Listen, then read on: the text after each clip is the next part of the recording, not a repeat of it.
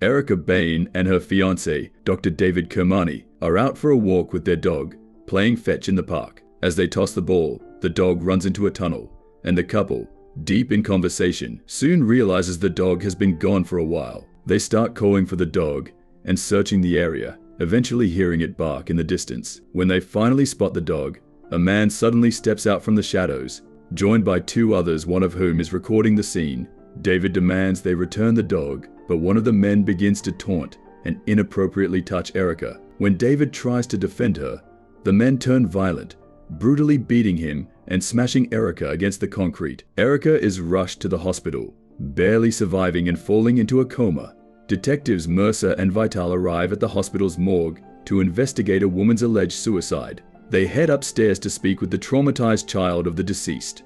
As Mercer takes the girl into an office, her stepfather, Mr. Morrow, storms in, demanding they release his daughter. Mercer refuses, telling him to get a lawyer, as he suspects the man is involved in his wife's death and believes the daughter is a witness. After several weeks, Erica awakens from her coma and slowly begins to recover. David's mother visits her, informing her that David's funeral took place a few weeks earlier, which causes Erica to break down in tears, desperate to see him again. The police investigating the attack visit Erica, but she finds the details too painful to discuss, making it difficult for her to assist them. Eventually, she is discharged from the hospital and returns home, where she locks herself inside her apartment, too afraid to go outside. Days later, Erica musters the courage to leave her apartment. She nervously makes her way to the police station to inquire about her case, but the officer tells her it could be a long wait for assistance. After overhearing the officer repeat the same thing to everyone else, she grows frustrated and leaves. Determined to protect herself, Erica heads to a local gun shop, hoping to buy a firearm immediately, but she is informed that she needs a license and must wait 30 days. A man overhears her desperation and offers to sell her a gun for $1,000. He leads her through a market to a back alley, where he presents her with a Glock 9. He shows her the basics, provides some bullets, and she takes the weapon. That night, Erica visits a corner shop to pick up some snacks. As Erica is picking up snacks in the store, a man barges in, cursing at the clerk for not letting him see his kids. Without warning, he shoots the clerk dead. Erica manages to hide in the aisles, but her phone suddenly rings, giving away her location. The man, gun drawn, starts searching for the witness. As he unknowingly passes by her, Erica fires 3 shots, one of which hits him in the neck, causing him to bleed out.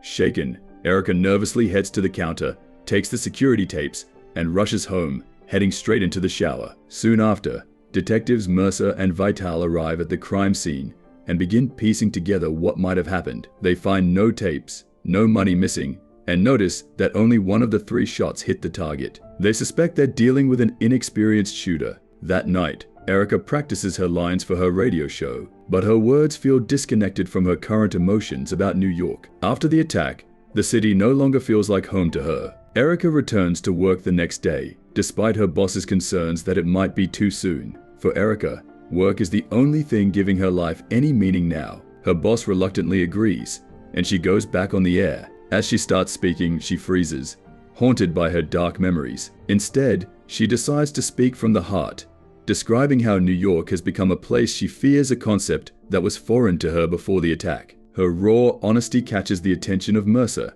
who is listening while driving, as well as everyone in the studio. That evening, Erica visits David's grave and stays there until nightfall. On her way home by train, she records sounds when 2 thugs begin harassing a man for his iPod. An elderly man tries to intervene, but is also targeted by the thugs. Eventually, they chase both men off the train. Realizing Erica is still there, they turn their attention to her, taunting her. One of the men pulls a knife, but Erica calmly draws her gun and shoots both men dead this time. All 4 shots are on target. Surprised at how calm she feels, Erica exits the train, noting that she didn't have to kill them. As she walks down the street, she passes some police officers, causing her to rush into a bar's bathroom, where she takes off her hoodie and vomits. Detectives Mercer and Vital arrive at the crime scene, finding the iPod and noting that it could have been stolen, but there's no money missing.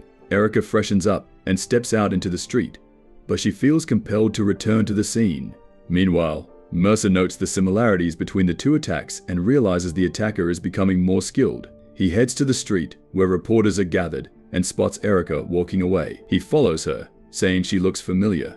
Erica introduces herself and mentions her job at the radio station, offering to interview him. Mercer leaves after agreeing to the interview. News soon spreads about a vigilante roaming the streets. Mercer hands the iPod to Vital, wanting to trace its owner in hopes of finding the vigilante.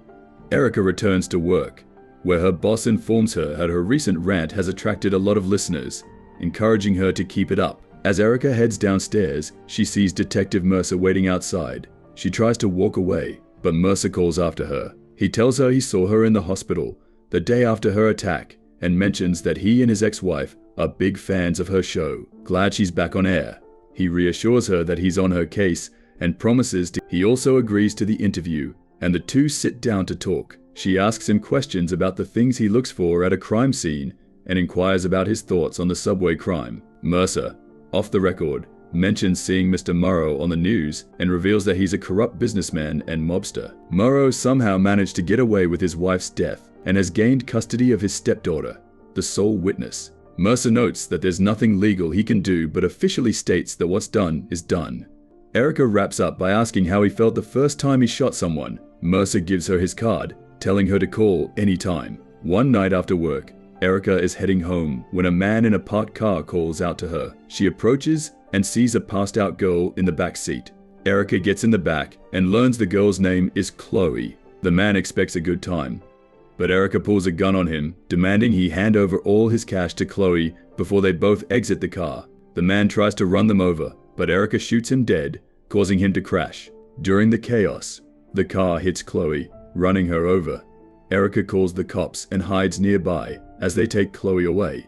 When she gets home, her neighbor is sitting outside and notices blood on Erica's cheek.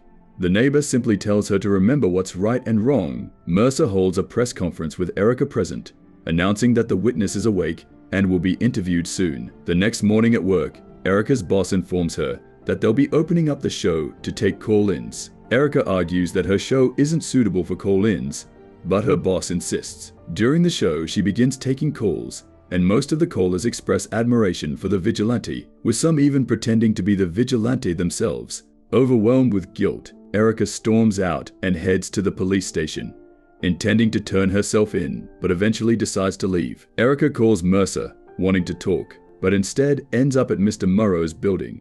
She informs Mercer that he has been good to her. Erica enters the elevator with Morrow, who pays her no attention as he steps out and heads to his car. She follows him and confronts him, asking if he ever thinks about the wife he killed.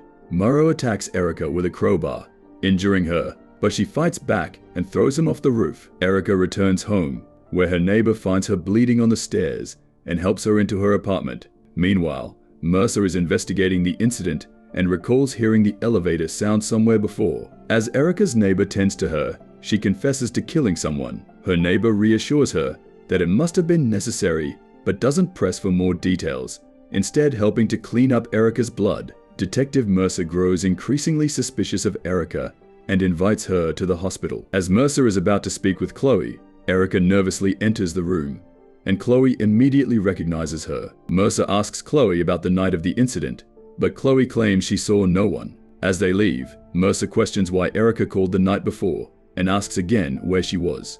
Erica simply responds that she went to bed. The detectives then bring in the owner of the iPod, but the boy only mentions seeing an old man and a woman sitting on the train before they left.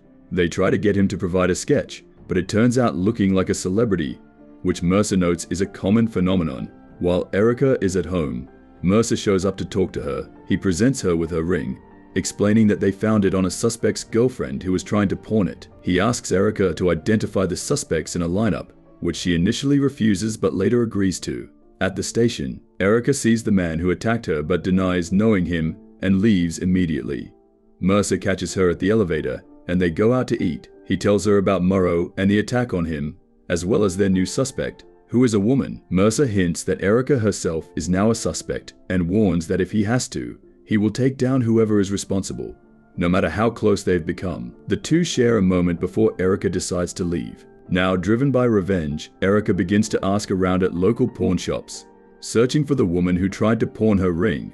Meanwhile, Mercer calls in a favor to trace Erica's phone on the night of Morrow's death and discovers she was at Morrow's building. Erica eventually finds the pawn shop and bribes the owner to give up the woman's location and address. Erica tracks the woman down and calls her cell phone to confirm her identity. She follows the woman into her apartment and confronts her about the ring, demanding to know where her boyfriend is. The woman admits she saw what happened to Erica and doesn't want the same fate. Disappointed, Erica leaves but soon receives a text from the woman apologizing and providing the address, along with a video of Erica's attack, which causes her to break down in tears. Erica then sends Mercer a goodbye text along with the video. When he receives the message, he rushes to stop her from going through with her plan. Erica arrives at the building, gains access, and spots the men in an alley with her dog. She arms herself and approaches a gate where the man holding her dog sees her, but she shoots him dead, causing the others to flee. Erica hides, then shoots another culprit in the back, killing him. She continues searching for the last suspect when she is ambushed by the man who killed David. He begins to choke her, but Mercer intervenes, ordering the man to get down. Erica, still wanting to kill him, grabs her gun, but Mercer manages to calm her down and disarm her. In a surprising move, Mercer hands her his gun, telling her to finish it. Erica shoots the man dead. Afterward, she surrenders, but Mercer refuses to turn her in. Instead, he tells her to shoot him in the arm as a cover-up. Erica does so, and they say their goodbyes before she rushes out. Mercer places Erica's gun in one of the thug's hands and releases her dog. He then calls for backup and is taken away in an ambulance. Erica returns to the spot where she lost David, and her dog catches up with her as they walk off together.